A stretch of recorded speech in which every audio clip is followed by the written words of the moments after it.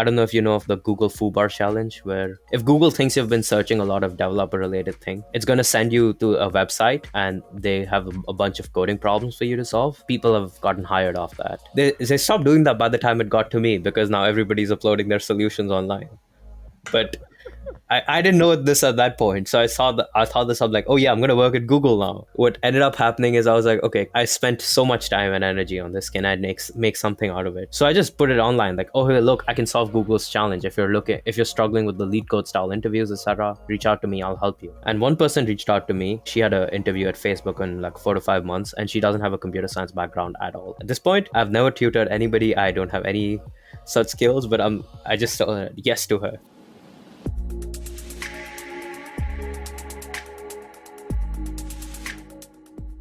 Today, I had the pleasure of interviewing Devansh. Devansh is a nomad working in the AI research and machine learning space. While he's still a college student, Devansh has been able to start a company, land research opportunities with elite institutions, and create one of the top newsletters in the tech space. In this episode, we talk about how he was able to manage his time across all of his work as a student, how he was able to land such great opportunities, and also what he plans to do after he graduates. I really enjoyed talking to Devansh. We had some fun talks about data as well as MMA and fighting, which, I'm interested in. And I'm really excited to be able to share this conversation with you all. Devansh, thank you so much for coming on the Ken's Nearest Neighbors podcast. You actually referred quite a few pretty awesome guests already over, and I'm really happy we could make this possible today. So, I'm really interested. Obviously, you're still a college student, but you've done some very impressive things. And I want to get down to sort of the bottom of those. I want to learn a little bit more about how you've been able to balance school with a lot of, your newsletter as well as your work. And I'd also like to touch on, I just learned that you're very into MMA and fighting, and I'm interested in how that has has made you look through your life through a different lens, or what wrinkle that adds there. So again, thank you for coming on. Hey Ken, this is an absolute honor. I'm a longtime viewer of your podcast and other content. A lot of my readers have actually recommended your work, so to actually be able to talk to you like this is really very exciting for me. And amazing. Well, I'm super excited to sort of get into your background, to your story here. Usually, to kick things off, as I'm sure you know, I love to get a bit more of a story about how you first got interested in data. So was there a pivotal moment, or was it more of a slow progression over time? Absolutely. So essentially, my story into machine learning starts around 2016, is where this wasn't directly me, but my brother was working with a professor in India, Dr. Aditya Bhankar at the Pune University, for his own engineering works, etc. And that was really a connection that he made through my mom, who was working in the government. So what happened is, when I started looking for work in tech, etc., naturally he was one of the people that I was referred to. We did a little bit of work back and forth. So that really established a professional connection between us to a little bit of a degree. Fast forward to about a year, 2 years. I was in Singapore at the time. I was studying in Singaporean high school. And over there, I was just preparing for a hackathon. And I was looking for ideas on what to do. And I just came across this TED talk that was like, oh, we used machine learning to predict Parkinson's disease using this, and we have a sample data set online. I was like, great, let me try. It was done by Apple, so I was like, let's see if I can beat them, because I have this instinctual hatred for Apple. So I was like, if they can do it, I can do it, and I'll do it better. So I decided to get into it. I was like, let's try to beat their performance. So this was an overnight hackathon. So I spent the whole night toying, tinkering with different things. I knew nothing about machine learning or data science, but like for some reason, I was pretty good at reading really complex things and like picking apart like one or two things that I could possibly implement. So I was reading these random papers, and I didn't understand what the papers were saying, but I was like, okay, I see this technique being used. So I see a support vector machine here, and this is that if we change hyperplanes in this way, that can help. So I didn't know what these words meant, but I was just like, okay, can I change the SVM hyperplane and all of that? So I spent the whole night toying around with the algorithm. So Apple did 99%, obviously. I was able to get up to 89% accuracy using what was like a very simple model, because my computer wasn't very strong. And I was pretty excited about that. And of course, when I submitted this in the hackathon, it wasn't even ranked. It was like they didn't even mention it, no honorable mention, nothing. And that I was very salty about. But then I was like, okay, I've done all this work. I might as well send it over. So I sent this to Dr. Abhyankar. I sent this to a few other people. And then luckily, Dr. Abhyankar paid attention to it and he looked into it and he was like, okay, this is exciting. I think we can work with this. So then for about 2 to 3 months, we worked on refining the project, or I think it was more 4 to 5 months. And we worked on refining the project. We worked on like taking data samples from like Indian hospitals, and our whole spin on it was like apples is very expensive, it'll work a lot.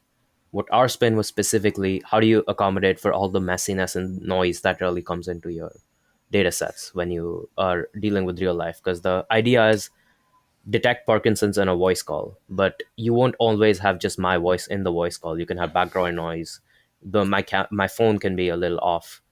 There's all kinds of possibilities, and we were trying to do that. And I think that really influenced a lot of my data later on, because I was doing a lot of my approach has been similar to where how do you account for a lot of the random variance in data sets? How do you deal with all of that? But that was the first step, and I got that, and we got a patent that it was commercialized. Very exciting. I was thrilled, and I thought, okay, now I'm going to become a millionaire because things are going to start rolling in. But unfortunately, nothing. Like no, like I got a few good jobs for it, but that ended there.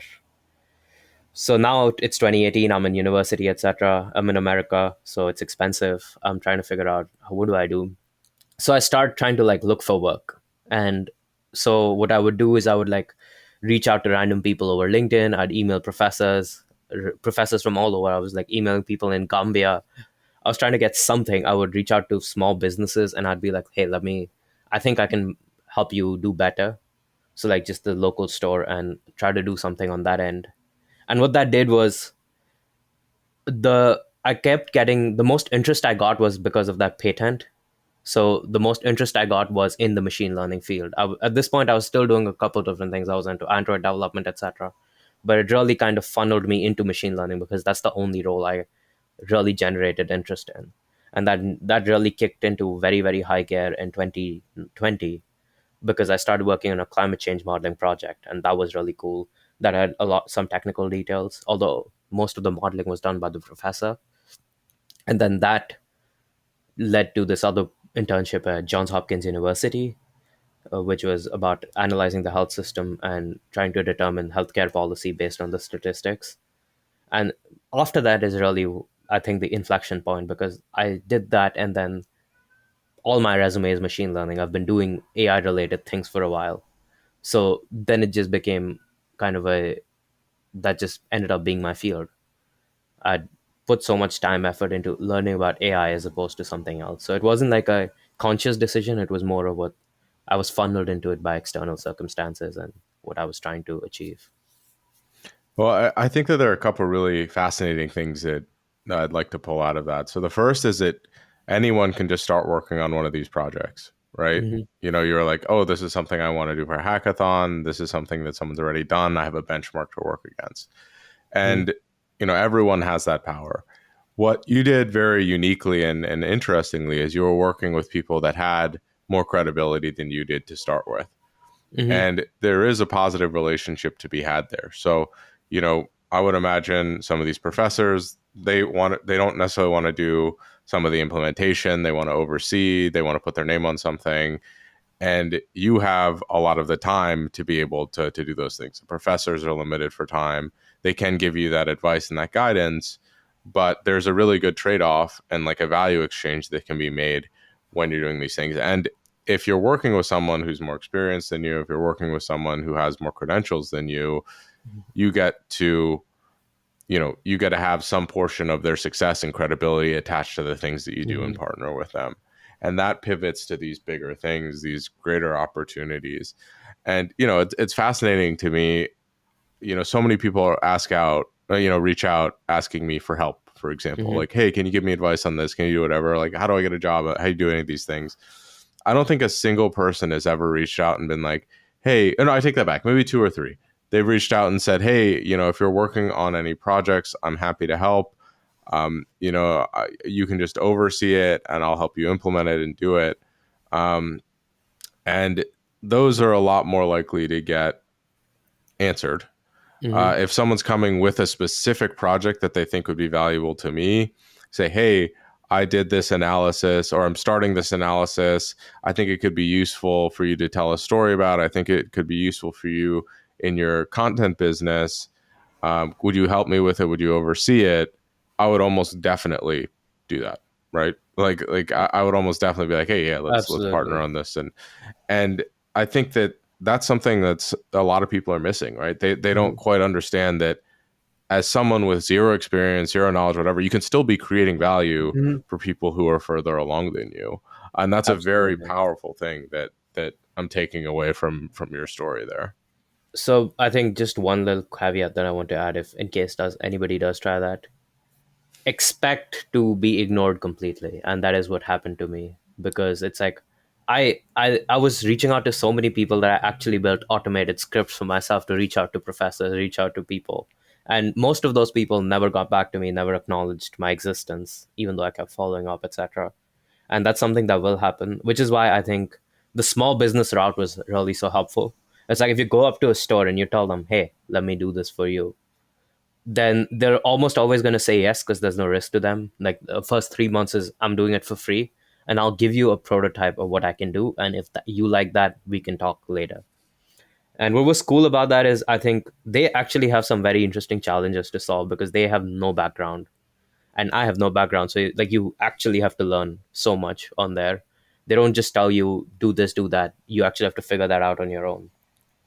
And eventually what that led to was when I did start getting reaching out to professors, I could be like, I've done this and I've done that. And they'd be like, holy shit, that's pretty cool.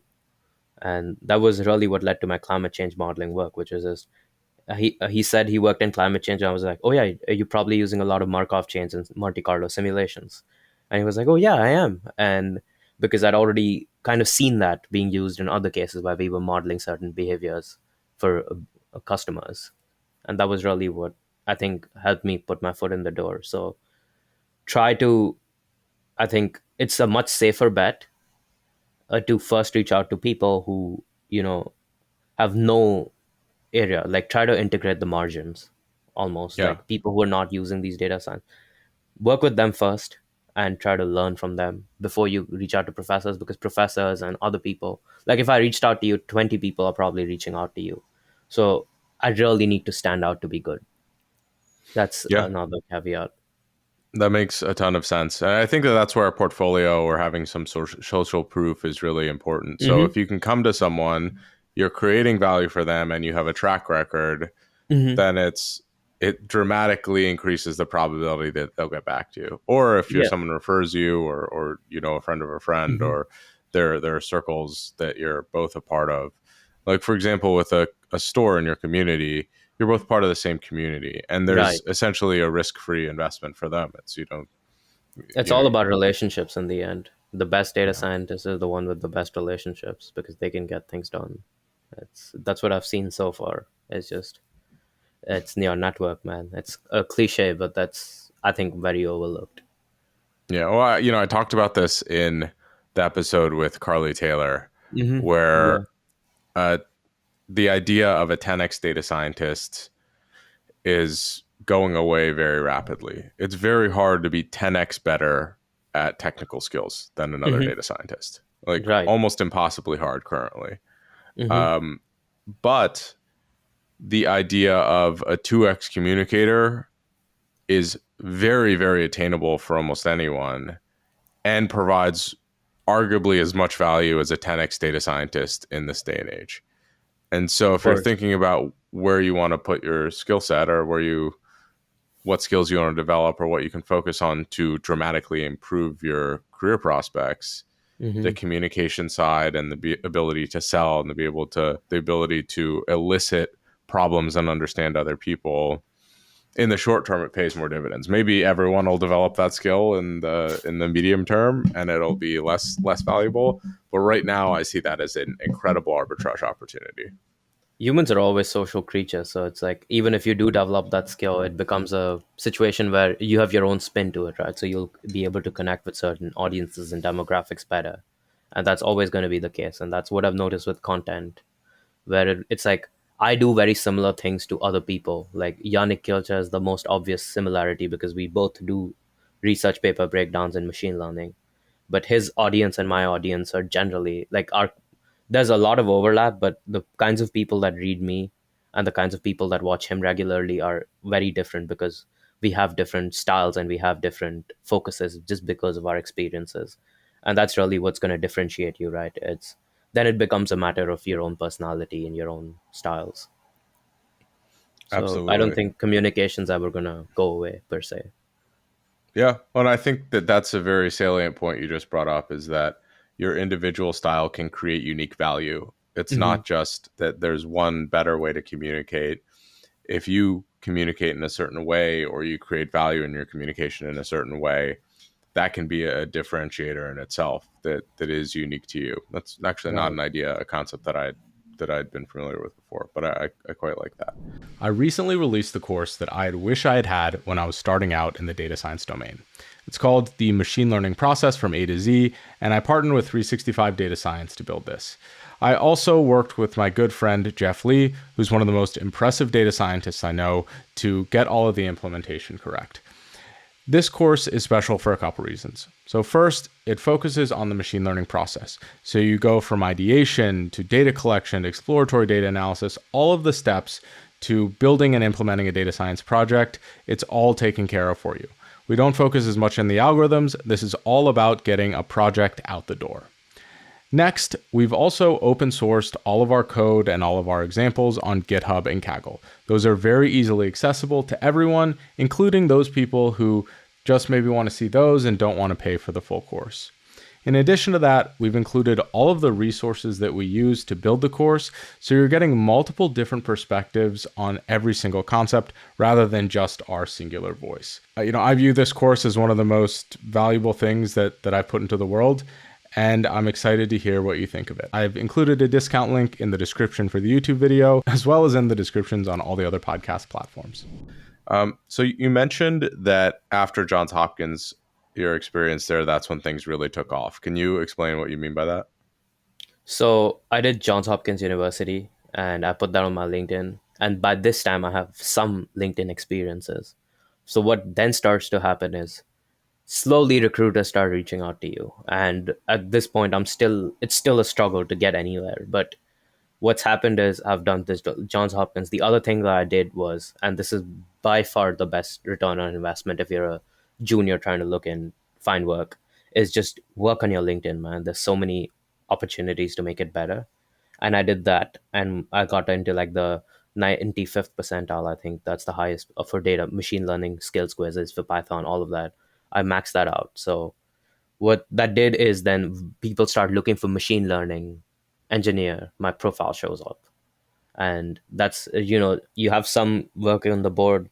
The work was very challenging, very rewarding. The people who were supervising me were awesome, so they gave me a lot of free birth to experiment and learn, which is something I'm really grateful to. So all of that You know, really made it easy for me.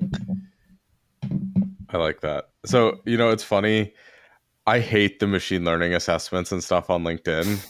I think that they're like such a bad representation of skill. They But are. at the same time, if you're a student, if it can help you, you should 100% be leveraging Mhm. those things. Like it Yeah. pisses me off that LinkedIn is using those and people are evaluating Hmm. others based on that criteria. Like there's, Hmm. your project work, your portfolio, your experience is a significantly better representation. But if you're a Yeah. student and there's any additional way you can get ahead, if there's anything that helps you essentially in SEO and LinkedIn, you should 100% do them. Even though I say that they're garbage and they're Hmm. not a good representation, they can still definitely help you. So you should do them. It just frustrates me that you actually have to do After. them Yeah. exactly in order to compete I or get get you. ahead. When I read through them, like when I started doing them, I was like, "Oh, what is this? Like, this is not, Yeah. this means nothing." But then also it was like, I did them and I saw the results, and I did two or three others and I saw the results, and I was like, okay, so this means a lot. And it's crazy, right? Because I'll tell you how messed up the whole recruiting is. People reach out to me for Android roles. They're like senior Android engineer, and it's all XML and Android, nothing to do with data. And I know that they're reaching out to me because of the LinkedIn skills, because my profile barely mentions Android. It was all 2016 and the internships. But because of my work experience, I'm top 95th percentile, whatever the highest rating is for Android and Kotlin. So they're just reaching out to you based on that. And, it's not a good system, but if the system's like that, you might as well take advantage of it, because the alternative is to not get behind. Yeah. I mean, and I agree 100%. I think that you have to, as a job searcher, be an opportunist. Hmm. You have to look and see what other people aren't doing. You have to think about how you can differentiate yourself. And if Yeah. those things are something that do help you differentiate yourself, I think Hmm. it's worthwhile. I wouldn't go as far as saying that you should cheat on those, but I Of also course. wouldn't go as far as saying that it's not difficult to cheat on those and get a high score. And like it does bother me that how impractical they are. Hmm. But it, you know, I would never. I won't fault anyone for taking them. I Hmm. aggressively fault LinkedIn for creating them and creating a system Right. that rewards virtually Google searching, um, which is quite a frustration for me. But What I What's think in some insane? sense they're part of the problem.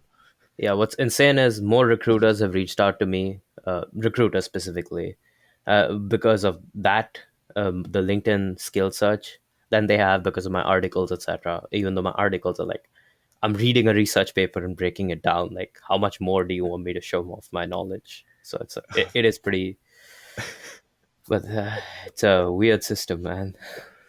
Yeah, it is, and an inefficiency. I think that that gets me riled up about LinkedIn. If that I think LinkedIn does a lot of good stuff, but it's Hmm. like, do you actually want to make it the job searching process better Hmm. and more reliable and have companies getting better employees, or are you trying to optimize for yourself? Because them creating these certifications and those types of things, it makes people more reliant on LinkedIn, right? And it also, in Absolutely. theory, increases churn if recruiters are hiring based on the machine learning assessments and not on these other things. Yeah. But I digress. Again, like I think that's that's it's such a fascinating um, sort of feedback loop that you get into, right? Like Hmm. LinkedIn's value is essentially to make money, and Hmm. that can go directly against, in some sense,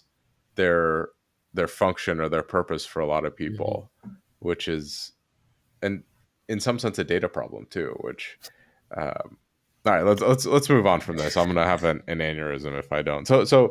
Uh, obviously, you've worked a couple other internships. Now your newsletter, I believe, is about to hit around 10,000 subscribers. Hmm. You're working at a startup now. How did that all come to pass? So again, all goes back to the Johns Hopkins internship, and specifically the Super C. So I had a supervisor and I had his supervisor. So Dr. Shivam Gupta, thank you. But basically, I love how you shouted out everyone. I love that. I More people should do that. it's gotta spread the love, because it really is because of them that I got anywhere. Again, it's like, it wasn't my skills that got me the initial things. It was their kindness and their thing, like, okay, we'll work with you. And now I think now I've reached the point where, without any arrogance, I can't say that I'm good. But compared to what I know now, compared to that time, it really wasn't there. And they just had in their hearts to work with me, and that I'm grateful for. But basically, he told me that, look, you're not a master student, and generally we'll go for that demographic. So you should actually show something. And just for the work we were doing, and again, I've been reading research papers, etc., kind of sort of, just to come up with techniques, but I haven't been looking into them in depth for the ideas. And he tells me that when you go for master, you should get a master's degree. So I decided, okay, what can I do to make my master's and PhD application better? Because I looked into the costs. I was like, there's no way I'm paying for a master's degree. I'm going to skip straight to a PhD. What do I do to make that happen? So then I started reading research papers. I was doing that anyway, and I started breaking them down online. So I was writing articles on them. I was doing these, and they got some attention. It was like at that time, one of they got like I was getting like 1,000 views a month, and I was like, oh my god, I'm so popular. What do I do? Like three people reached out to me over the last month and told me they liked my article on LinkedIn, and compared to all of my friends, I have 1,000 connections on LinkedIn, and everybody's so impressed by me. So that was like a thing, and that was like a bit of a small feedback loop. And I just kept writing more and more. And eventually what happened was I got this because I was searching so many software concepts, etc. I don't know if you know of the Google Foobar challenge, where you it's like Google, if you search some keywords or something, if Google thinks you've been searching a lot of developer related things, it's going to send you to a website, and they have a bunch of coding problems for you to solve. And that's the Foobar challenge, and people have gotten hired off that. They That's stopped pretty cool. doing I that did by not the know time about that. this they stopped doing that by the time it got to me, because now everybody's uploading their solutions online. But I didn't know this at that point. So I thought this up like, oh yeah, I'm gonna work at Google now. So I, with all my dedication, did the Foobar challenge. I had nothing to show for it because they didn't even reach out to me. But what ended up happening is I was like, okay, can I spent so much time and energy on this. Can I make something out of it? So I just put it online, like, oh hey, look, I can solve Google's challenge. If you're struggling with the lead code style interviews, etc., reach out to me. I'll help you and I'll tutor you. And one person reached out to me. She was like, she had an interview at Facebook in like 4 to 5 months, and she doesn't have a computer science background at all. She was a front end developer. So she reaches out to me and she's like, okay, can we work together? I'm really struggling. And I was like, heck yeah. At this point, I've never tutored anybody. I don't have any such skills, but I just said yes to her. And I let her know, like, hey, look, I'm going to give you 2 to 3 classes free to let you know how it is. Because I wasn't sure if I was any good at all. And after that, you're going to start paying me. So, like, let's make but then nothing is on me. Like, you chose to pay me, I gave you free classes, etc.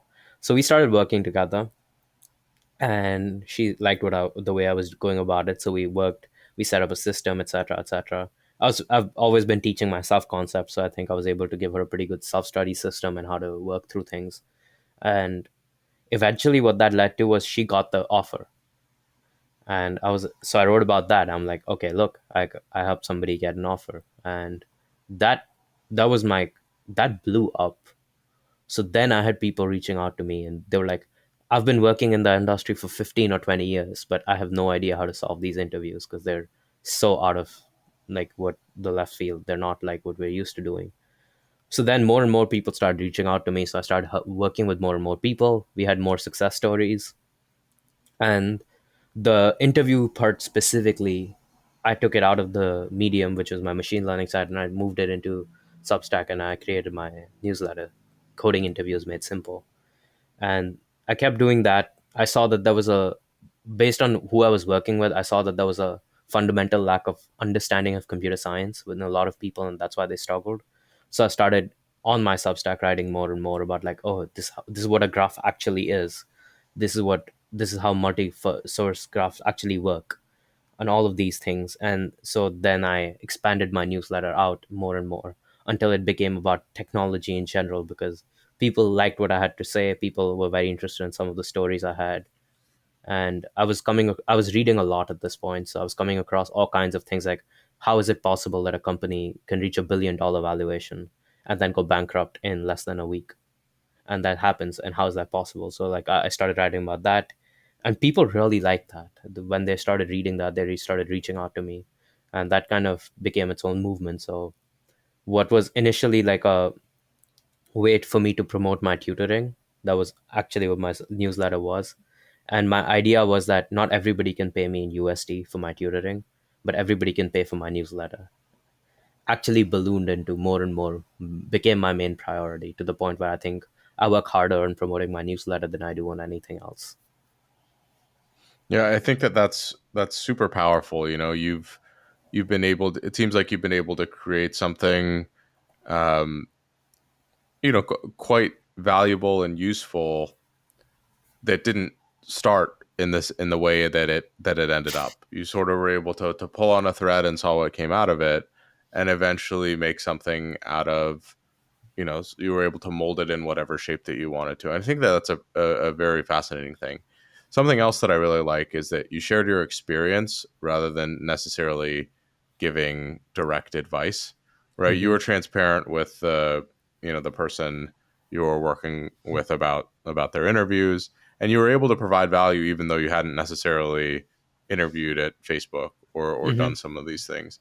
And Yeah. I think that sort of open mindedness to say, hey, I haven't done this, but I think I could help, right? If I do my Hmm. research, if I go through this process, there is value there.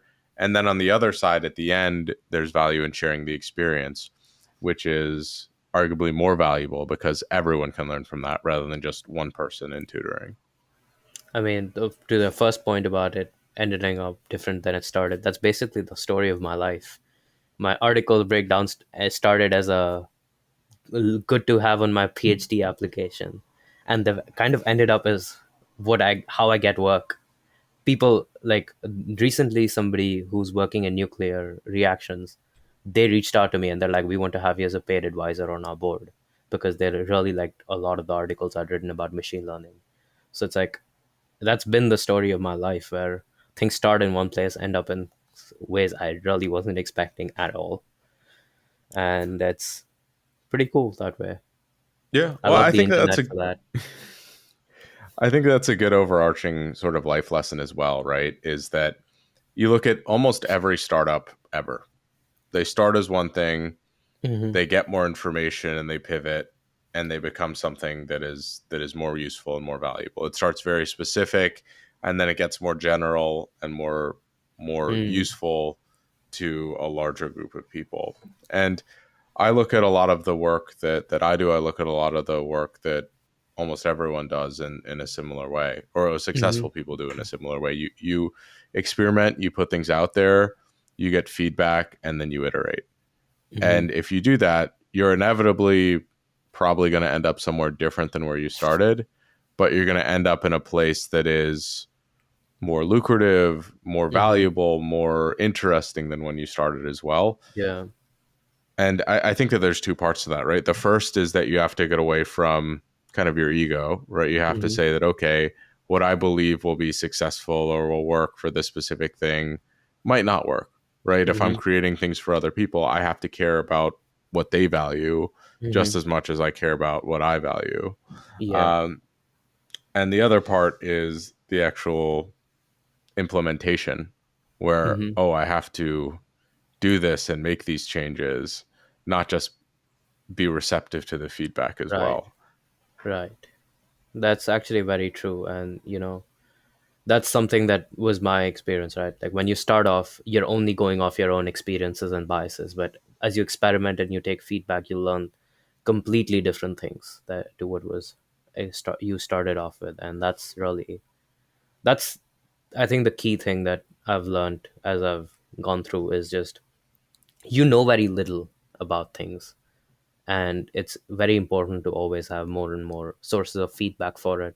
So one of the things that I started now that I wish I'd done earlier is I've started linking a Google form at the end of all my articles, my YouTube videos, my Substack, and that just asks for feedback like, hey, what do you think of my content, where do you find it, etc., etc., because that helps you understand on a much deeper level as opposed to just waiting and seeing, oh, my video got these many likes and these many views and these many comments, because that's often kind of a false friend. That's not a real metric of quality. And I think that's something that I've had to learn is just find the right data sources and really experiment based on those.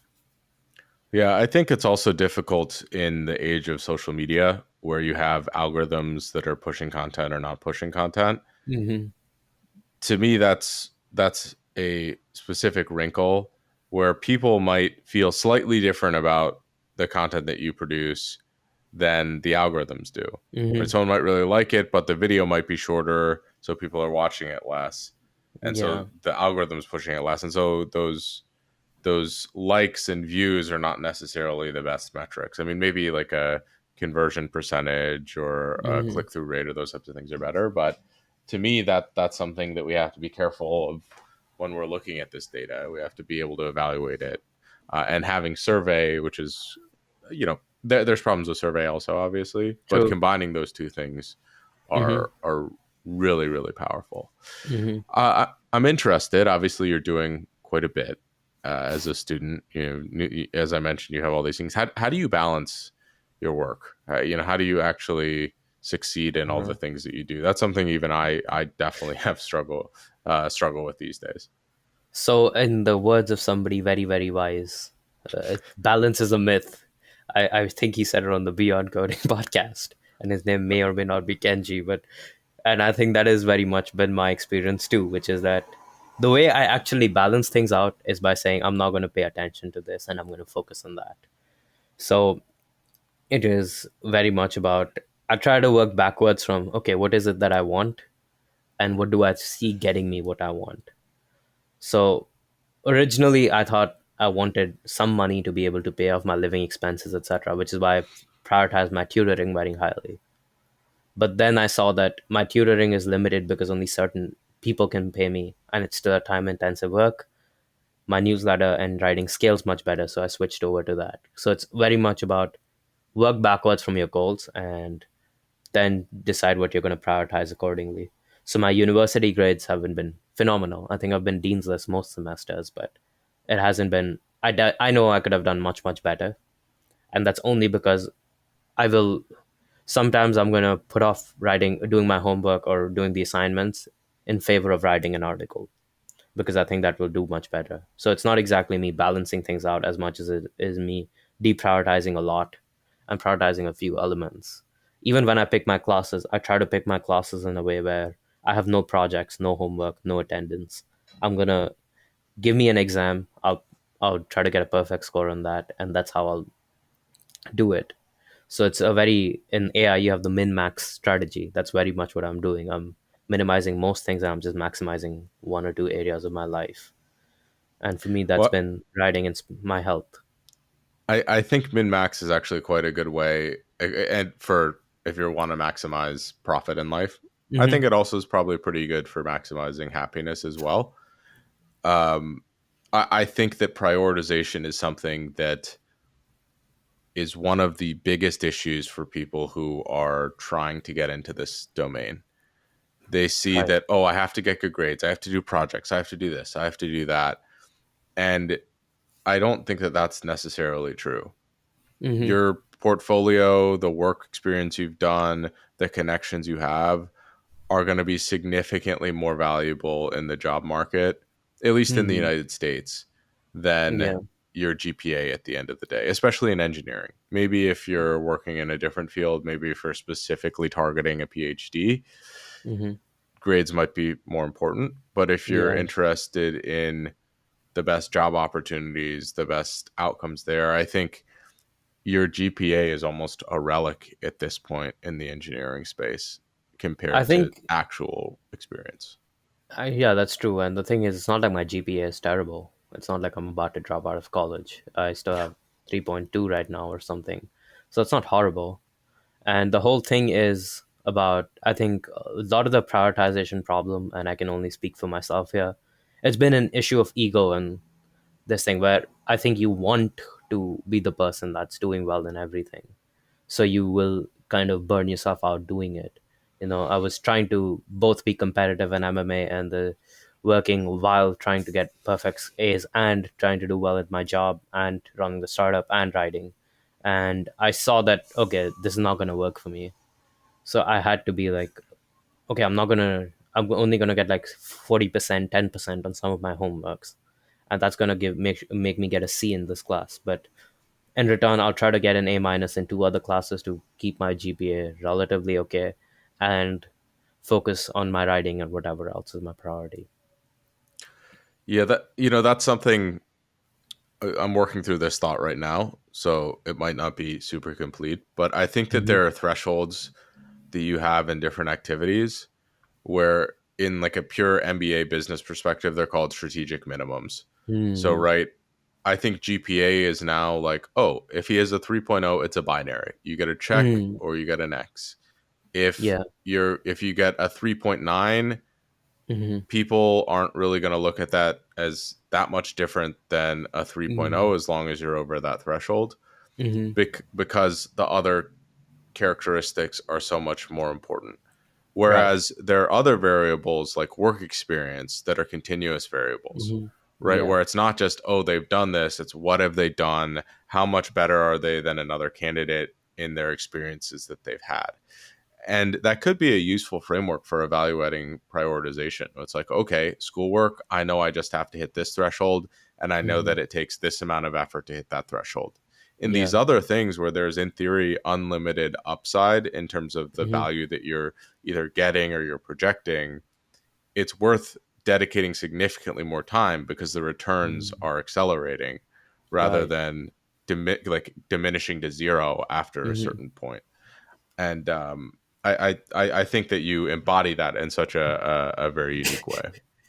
Yes, I've been told that. It is, in my experience, I think you hit the nail right on the head. It's GPA is very, it's like the top part of a sigmoid function where it gets to here and then it kind of doesn't have much returns unless you're trying to apply to one of these really big companies where it might be a determinant.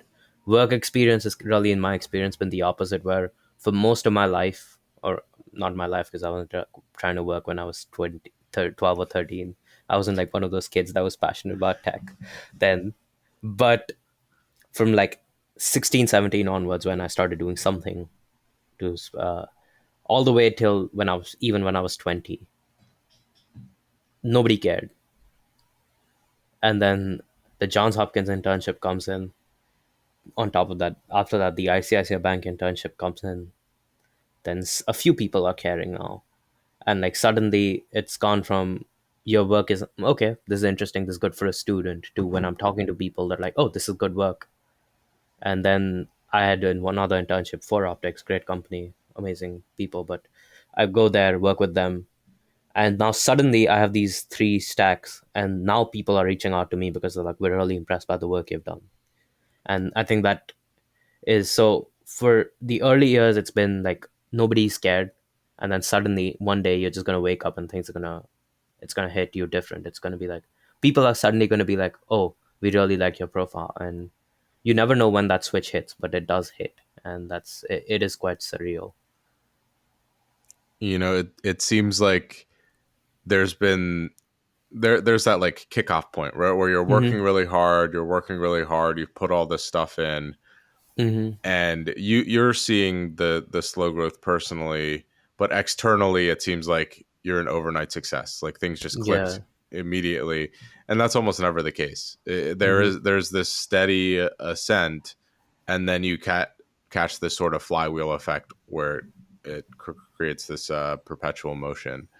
And I think that, you're obviously young, but you've been Hmm. working at this for 5 years, for six Hmm. years almost, towards this goal. I mean, Hmm. some would argue that I've really only been doing working in the data domain for like less than 10 years still, Hmm. right?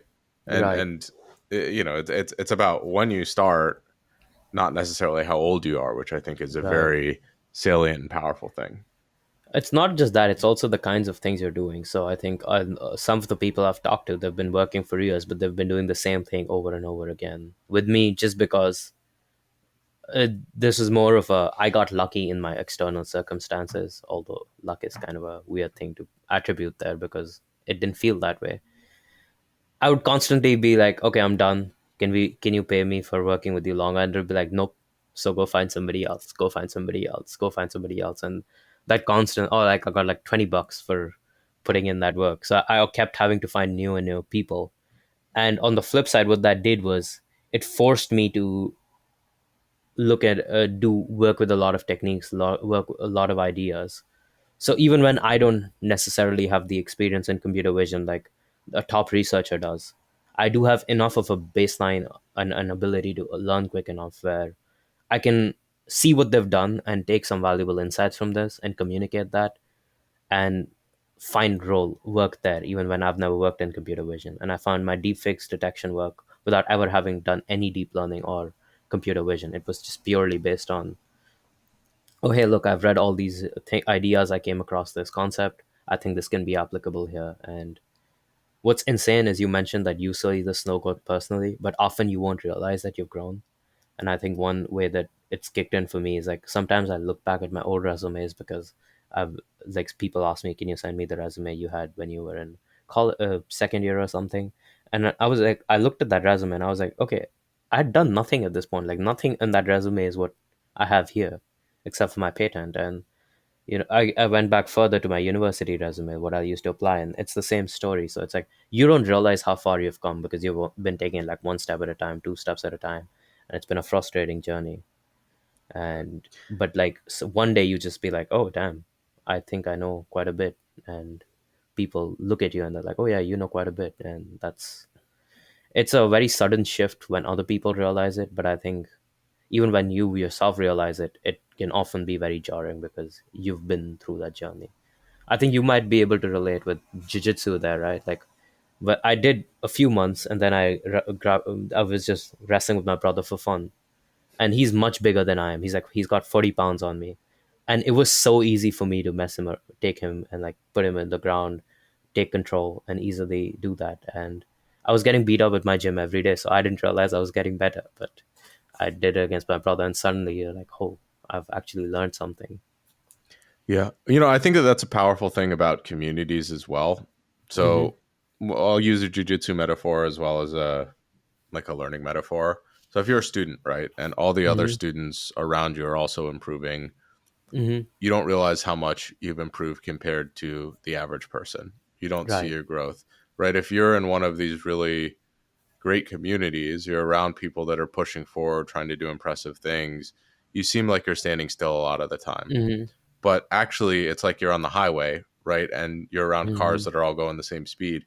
You're moving pretty freaking fast, but it doesn't feel that way, right? Right. Absolutely. Relatively, it looks different. And same thing in jujitsu, same thing in mixed martial arts is that you go to train if you're in there every night, and the people you're training with are in there every night. Are Mm-hmm. you really going to get that much relatively better compared to those people you're training with? Mm. Probably not. But Yeah. compared to someone who doesn't train, absolutely, you're gonna kick their butt. Like a new white belt comes in, um, and you can completely manhandle them if you Yeah. wanted to. And so I think that's like it's a powerful concept. Is that we have to sometimes step out of these bubbles, even if they're really incredibly progressive things, Mm-hmm. because they can kind of be a little bit depressing too, where Yeah. we don't realize how far we've come. You know, Mm-hmm. I don't. If you look at the average person, right? Let's say I wanted to compare myself to Alex the analyst. He Mm-hmm. produces so much. He produced so much more YouTube content than I did this year. You know, weekly video, whatever it might be. I think that that's impressive, right? That's great. Mm-hmm. Looking in comparison, I really didn't focus on YouTube as much this year. I want to do more podcasts. I want to do other stuff. It was kind of sad for me. I was like, wow, a Mm. lot of people have passed me. There's these things.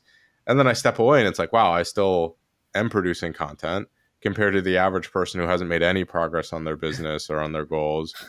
I'm still doing really great. Compared to me, Obviously, who does like once or twice of 2 3 but, months. but you also produce a newsletter. Like my Yeah. newsletter is, check it out, Data Dribble. But it's mostly just sharing the content that I like and the things that I'm producing on YouTube and on these other Mm. platforms. Yours is a lot more Right. focused on actual direct insights that are unique to new. Mine's more of a collage and sharing, which I think has absolutely good value, but it's just a different category Mm-hmm. altogether. Of Yours is a course. lot more engaged than mine is. I would say. Um, we've talked a lot about sort of the work you do and how you do it. I'm a little bit interested in your philosophy on work. We talked again about how you balance time, but is there anything particular that at a high level you think about work? I mean, I don't think I have enough work experience to have a concrete philosophy on it. But as a general rule, I'm not somebody who's like, work is my purpose. I live to work, Sigma male grind set or whatever. It's more of a means to an end for me. It's, I think my underlying goal is I really like traveling. I really like the freedom, and I think I saw my dad, and he worked at GE and at their heyday, and he was able to like he was able to eat at 5 stars every day, and stayed in some really nice places. And it's not like that's an aspiration for me, but I think I saw that other side, that there is this possibility. And like now that I've had to, like when I would be like, oh, I have to pay for pizza or whatever, and I have to check my budget for that, make sure I could afford it actually. So I think I have that. I think I would like to get to a point where I don't have to think about these things. It's not like I'm poor or anything, or it's not like my family's that. It's just, I think I've always been very. I want to, if I can pay for it myself, I want to pay for it as much as I can on my own, and that is so. Work is just the means to an end to that. It's a means that will let me travel. My work, it will allow me to connect with people like you, with Yannick, with whoever else I've been able to talk to at this point, to hear from them, see what they're doing. It's very much, I think it is to serve my aspirations, which for now are very freedom dependent, where I don't have a compulsion to do anything. I can look into whatever I want to look into, see what I'm interested in, learn that, and work on whatever I find interesting. Spend money the way I want to without it being a burden, without me having to think about it. And luckily, it's not like I have very aspirational. Like I don't really care for fashion or buying cars or big houses or whatever. So that's not really. It's not like I need a lot of money. I don't need all oil millionaire money, but like to be able to travel, to do little things like take an Uber for long distances if I have to. That's the goal, and work is what I think will get me there. So I'm interested in that. So I'm actually, my personal philosophy is the opposite, and I understand how people like it's like means to an end type thing. Hmm. But I feel like if I was working as a means to an end, it would be harder for me to motivate in my work. Like Mm, the way I approach work is that I love everything I do. There isn't a single part of work that I try to make it as much as possible so there's not a single part of work that I don't enjoy. And I mm, outsource all the things that I don't enjoy, like admin and those types of things, like doing my right. taxes, for example. And so, for example, us having this conversation, this is pleasure for me. Hmm. This is enjoyment. This Right. is like my part of what I would be doing if I had all the money in the world. Hmm. And so it's easy for me to say, oh, like I'm doing all these things because I want to, but I also make some, like make a living off of it as well. And Mm, I struggle to say, oh, if I was doing these because I needed to to like do them still, it would be a different scenario. I don't know if that really makes sense, but it's like I got you. I it's an got you. interesting loop for me.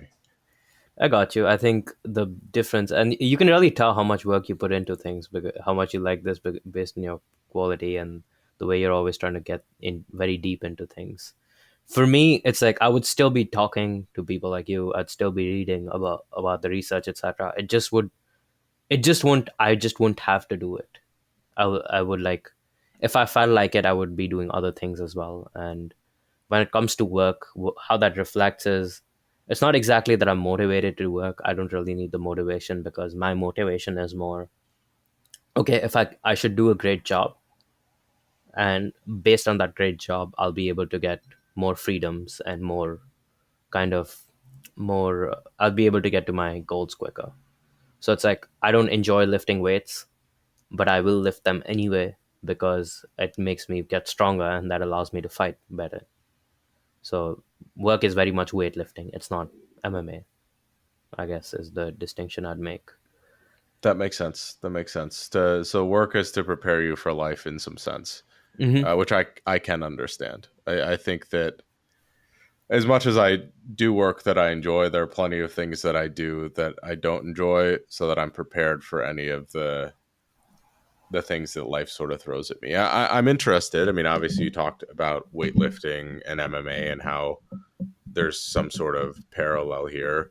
What have you learned from MMA and as how it relates to life or as to work?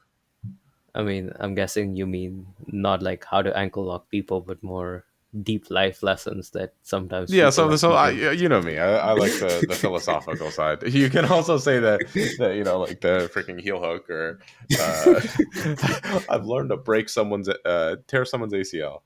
The right way, the most efficient way. There you But go. I think it's interesting. I do know that there's a lot of people that fetishize fighting as a, oh, this has all of life's secrets to it, and you become a better man doing it, or whatever else it is. It's really not that for me. It's just I like fighting. I like the feeling of slipping a punch and hitting somebody in the liver, sending a knee down the solar plexus, or when you take a hit and you're not sure if you can go through the round and you still have to go through that. I enjoy that process. I think in general this has been my experience with sports. It's been more of a, I think as I've traveled a bit, I've talked to people, and you'll see this a lot with combat sports, specifically with competitive athletes, because the group I hang out with normally is people that compete in fighting. It's not just people that are going into role occasionally. It's a lot of them say that, oh, I was in a drug addiction or I was in some place and I got into, and this really shaped my life. And I think the beauty of sports and the beauty of having something to work towards is probably the one insight life that relates to life that I've gained from fighting or just from sports in general. Like the second you're trying to master that craft, suddenly you're going to sleep right. You're not going to drink. I don't drink at all, but like I know people who will not drink even though they enjoy drinking before the competition so that they can perform better. They're going to eat the right foods. You're going to do a lot of the right things. And it's just like once you have this kind of a god, once you have this kind of an overarching goal working towards that, that's something that I think sports in general and fighting has taught me. The other thing is, again, I think a lot of the way I approach learning is based very much on the way I trained in combat sports, etc. Which is why I think the way I taught that girl who reached out to me and the way I taught other people was so unique to them, because I taught them fundamentally how I trained athletics. And I was a college athlete. I did rowing for 1 year. I wasn't very good, but I was still on the team, and I did. I'm now competing in MMA, and I think I'm decent. I'm not terrible at it. So it's like that whole mentality of switching between like alternating intensities, focusing on certain areas, reviewing what you're studying. You're not just like doing 500 questions a day on lead code.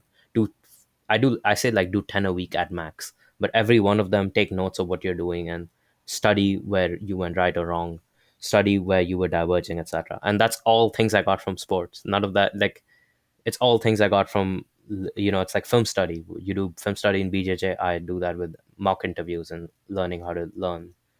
So that's been really more of the goal. So it's definitely been the biggest part of my life, but I don't know if I can give you any deep life lessons from it. It's more the processes and the things it's taught me in terms of dealing with things. Hey, I think those are deep life lessons, man. I think that, um, people look at me like I'm crazy. After Hmm. every time I train, I have a notebook. Before I write down what I want to work on. Afterwards, I write down what I Mm. learned. And they're like, "What is this guy doing?" And it's like, if you want to be good at something, if you want to pursue excellence, I feel like there is inherently things you learn about yourself and about your process and what works and what doesn't. And I've found combat sports to be transferable to everything that I do. Uh-huh. But there's higher stakes, Mm. right? So in MMA and jiu-jitsu, like, you're simulating a fight, Mm-hmm. right? You could injure yourself. I blew out my Mm. knee recently. And So did I around yeah. Halloween. Yeah. And so it's That's it's kind common. of, I'm finally, like, I'm almost back. But the idea is Oh. that, like, if the stakes are high, you you approach it differently, right? Mm-hmm. Like, when landing a data science job or something like that, the stakes aren't that crazy, right? You're not gonna be physically harmed if you don't get the job. I Uh-huh. mean, the Yeah. worst case is probably if you're someone that wants to work in the U.S. and you don't get a job, you can't stay in You'll the be U.S., right? deported. Yeah. Yeah, that's high stakes, and usually those people are willing to work really, really hard for that. Mm-hmm. But if I'm going into train and, like, if I'm not prepared, if my body's not right, if my mind is not right, and the stakes are that, oh, I get choked out and I'm really Mm-hmm. uncomfortable, I hurt my knee again, I blow out my shoulder, something along those lines, Yeah.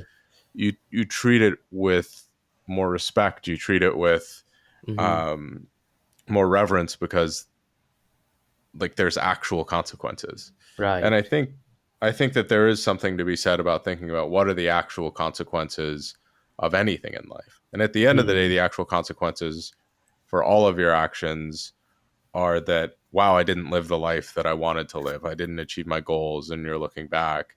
And if you can Mm-hmm. time travel like that, I think that that's one of the most important skills that you can develop. That was a little bit tangential, but like, I think that there is a way to make anything that you're working on, any whether it's learning data, whether it's learning a job, you can make it consequential to yourself. You Right. just have to do a little bit of mental gymnastics. It's not just that. It's like when you're trying to do sports and when you're trying to excel at sports specifically, not just play but actually compete. It's you get into you learn to analyze yourself, you learn to analyze your weaknesses, etc. And that is, I think, the most transferable skill across different areas. And that's what I was trying to allude to earlier with like I the way I tutored people was very different to what traditional lead code was, because I think traditional lead code was done by people who had a lot of free time for some reason. So they were doing like 500 lead code questions a day, and that's what they were publishing, my 500 lead code questions to solve all interviews. And I was like, nope, this is kind of a waste of your time, dude. You're better off doing 100 questions, but like really learning from them and really identifying where you're weak and working on that. So I think that is one thing that sports in general has taught me. And now it's combat sports. Before it was soccer or rowing, and that's something that I think everybody should be getting into. That is just a sport in general. It's That has way too many benefits to you for you to not do it properly. Yeah, I know a very popular one in the more technical communities, rock climbing. I think rock Mm, climbing, surfing, those are both awesome ways to challenge yourself to test those things too. I mean, rock climbing, you have sort of the consequence of if you mess up, you fall. it's a I mean, you're scary not gonna, sport, yeah, man. yeah. I Um, just heard it. eh, It is scarier than fighting any day for me. I don't know about that. I've fought with broken ribs, but like when you're rock climbing and you're like up high, and the thing is, you're because you fall because of your own actions. You put your hand out there, and if you screw up, you're gonna fall. So that is so much scarier than like fighting, where I think you get very immersed into fighting. So it's very easy to just let go and just focus on this person's doing that, I'm doing that, so I'll try to counter it this way. So I think for me, the fear really goes out. Like even when I've been hit, it's not like I'm scared. I'm like more focused on, okay, this person's doing that. Let me try doing that. But rock climbing is just you're in your head because you're up there and you're like, oh, if I climb this wrong, I'm gonna fall. And it's a soft fall, but it's still scary. Interesting. So I would argue very proficient rock climbers feel the same way when they climb as you do when you fight, where it's like instinct, or it's like there's you don't have, maybe they do have more time to make a decision, Mm-hmm. but there's still that like calculation that they do and they go for it, and there's like unlimited execution. There's no fear, and if Mm-hmm. they don't get it, they just fall. Yeah. But that's also maybe like a skill that you develop that's important to Right. develop, maybe for work or for life, is that um, when you execute, when you throw a punch, you can't Mm-hmm. be thinking about anything, Yeah. right? You're just reacting. You Be thinking in is the a second moment. slower. Exactly. Yeah. Um, so speaking of being in the moment, one of the last topics I wanted to touch on, which I think is really important, is about technology. I mean, you Mm-hmm. mentioned to me we're probably about 10 years different, and your generation essentially grew up with cell phones. Mm-hmm. I was fortunate or unfortunate in the sense that I got my first cell phone maybe when I was like a teenager. I didn't Mm-hmm. have a smartphone until I was in my 20s. And in some sense, I'm a little bit grateful about that because, Mm-hmm. I don't know what a smartphone would have done to my brain if I had had it the whole time. And, Yeah. another thing that I really like about sport, particularly jujitsu, is that I turn everything off, right? There's no Mm. cell phones. There's like 3 hours that I train some nights. I don't even think about my phone or what's going on in the rest of the world. Mm-hmm. It's complete peace of mind. I mean, granted, Yeah. I'm getting strangled, but it's it's a It's little. you can't say that to anybody who doesn't train because they don't get it. But it is. I get what you're saying 100%. You're getting strangled, but you're at peace. Yeah, very much so. Like you're not thinking, the only thing you're thinking about is getting strangled or not trying Hmm. not to get Yeah, strangled. And exactly. it's very difficult for me, particularly with my phone, to have any peace during the day like that. It's always Mm, something. It's always, I could pick it up and there's countless things that I could be doing right. or have privy to. I'm interested in your perspective on that. We talked a little bit about it offline, and Hmm. what does that mean that you were essentially in the first generation that grew up with the With internet the, 24/7? yeah, I think it has so many weird impacts that you don't realize, and I think I'm fundamentally tied to the internet in ways that I think people before me were not. So my entertainment, my education, my everything is on the internet, and it is pretty interesting. I think it's cool. Some people think it's scary. I guess whatever floats your boat. I think a lot of a lot of it has come. I think the internet makes you care about things that you don't really care about if you look deep into yourself. Like for me, it was likes on Instagram for because everybody else cares about them, so you start caring about them, and it becomes a kind of a vicious cycle there. And I think that's really been the biggest. I think the con of the internet for me is just it's very good at dispersing my energy in ways in areas it shouldn't be getting diluted into. But for me, it's been a big blessing. Like honestly, I love the internet. I don't think I would have not been able to do what I did without it because I had to teach myself. I had to learn online. I was reaching out to people I'd never met, and I think I do know there's a lot of people that always trash the internet because they're like, "Oh yeah, the kids aren't going out to play anymore, etc." But that's I'm like, yeah, that's kind of your fault. You could have made them go out to play. There is something about moving your body physically. There is a pleasure in that that you don't haven't experienced that I haven't experienced online, or like when you're climbing, when you go trekking or something. So I think for me, it's my relationship to it has been very largely positive. There have been some really, like I have had cases where it's gotten in my mind. I think I told you the example yesterday when I first started to get into content and I started to notice things like followers, likes, etc. I looked at my brother's Instagram first, and my first instinct was look. I didn't even look at his post. I was looking at his likes and comments, and I did that instinctively. And that's something that it does do. It kind of there's just so many different areas that's hitting your brain that it kind of takes over your life.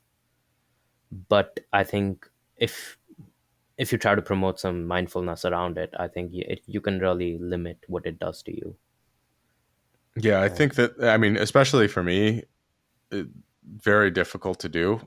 And I haven't been inundated with that since essentially too far before my brain was developing. I yeah. think I was probably like, man, how old was I? I was probably 18, Hmm. 20 when Facebook first started, like Ah, in, okay. and then when Instagram started, I probably was in my mid 20s, hopefully when my brain Mm, was fully developed. And I am still completely, like, completely overwhelmed by the technology. Like I have no powerless to it is probably a better mm, description. And I just really wonder, it's like growing up with likes and comments and having this type of social interaction. I have to imagine it's just different. Like how you interact with your friends is different. How uh, you know, your social circles and networks are different, largely because of technology. And to me, mm-hmm, that is something it's very difficult to conceptualize. I am probably of the belief that it's scarier rather than good. I think that in some sense we have access to so much more information that the mm-hmm, internet in my mind is net positive. Social mm-hmm, media, on the other hand, I think is net negative. Um, and the more I think about it and deal with it, even though a good portion of my income is tied to social media directly. I'm yeah. trying to be the small net positive within Mm-hmm, that, the small yeah. positive within that net negative on the internet. We'll see. So like I think for me, the way also it's like for me the way I interact with it is very different, and the way I've like it's definitely caused a lot of negatives in my life. I definitely have some degree of body dysmorphia because anybody who's into fitness is going to, and and when you I grew up as I was getting into fitness is when you had the whole steroids phase, where steroids, I mean, TikTok is still promoting steroids very Yeah, heavily, it's but wild. at that time is when you first saw the awareness, and you had like people talking about the benefits of steroids. And if I'm being honest, I was very close to saying, okay, I should probably get on testosterone or something, because you're seeing all these benefits, like, oh, you put on more muscle with just sitting and get juicing than you do actually working out natty and all of that. And if not from more plates, I would have definitely jumped on that. But it's so you do get into a lot, and again, that's why I mentioned it disperses your energy. It kind of makes you compare. I'm naturally competitive, so it's going to make me compare with everything. I'm going to be like, oh, can I do this better? Can I do that better? But also, it's just so efficient for communication. It's kind of nuts when you start getting into it. Like an Instagram story is such a good way to keep in touch with people, and I didn't know this until 2021, when I actually started to use Instagram more often. It's like, oh, I saw this joke. Instead of sharing it with like 10 friends and having to message them all individually, I can put it on a story and everybody sees it. And that's actually led to some very interesting conversations with people that I didn't, because I've traveled so much that often I have tertiary relationships with people. Like I know them, I'll see them, but it's not like we were friends. And we became friends specifically because of Instagram stories or things like that, where we started texting back and forth because we had common interests that we found out later. So for me, that's why I'm such a huge fan of social media. It allows me to connect with people. But yeah, it does have definite downsides that you have to. It's a beast to control, definitely. Yeah. And Well, that's the challenge for me is like the beast worth controlling, like the mental energy that goes in hmm, to I think social media can be used effectively if you own it rather than it owns you. So if you're a broadcaster rather than a consumer, hmm. because I'll sit there and freaking scroll through just the most useless stuff for hours. And I'm I like, think I wow, get what a very tired of that. yeah, So I was just naturally suited to deal with it. My parents from a very early age were I like, "Go wish. out, play." So I think a lot of my pleasures are physical, and that's not something social media can provide for me. Yeah, So that's fair. that benefits a lot. Amazing. Well, Devansh, this has been an awesome conversation. I think those are all of my questions. I am interested. How can people learn more about you? Where can they connect with you? Feel free to talk about any things you have coming up in the pipeline as well. Sure, thank you. So I am. You can find me just by googling Devansh Machine Learning, DEVNSH by Machine Learning, and you'll see most of the front page is my content. I have a Medium. I have a Substack. The Substack is called Technology Made Simple. We cover a lot of areas on tech from different perspectives, from the finances of the tech industry to like the system design to the lead code interviews, all of that. I have a YouTube channel, although that's not really, it's not my first order of priority, but you can check that out. I have some machine learning concepts over there that I think would be too long to write about, so I leave them. I create videos there to make my articles better. You can find me on LinkedIn just by my name twice, Devansh Devansh. I am doing a, if you are somebody who's recently been hit by the layoffs, etc., and I'll share the link post with Ken. It's basically I'm giving away my newsletter for free to anybody who asks, no questions asked. So you just need to put your email in a Google form and you'll get the newsletter for free. This will be done on the New Year's, just so I can give it to everybody at once. There'll be no obligations or anything. Once the year is up, you will automatically be downgraded to a free subscriber. So there's no going to be any sneaky payments or anything like that. So you can check that out if you're struggling or you just want some extra help finding work or whatever else. That's about it from my end. Amazing. Thank you so much. This was an awesome conversation. I'll link all of the links that you just described in the description of the video and on all the main podcasting platforms. Thank you. I appreciate that. This has been a pleasure, Ken. I appreciate you having me over.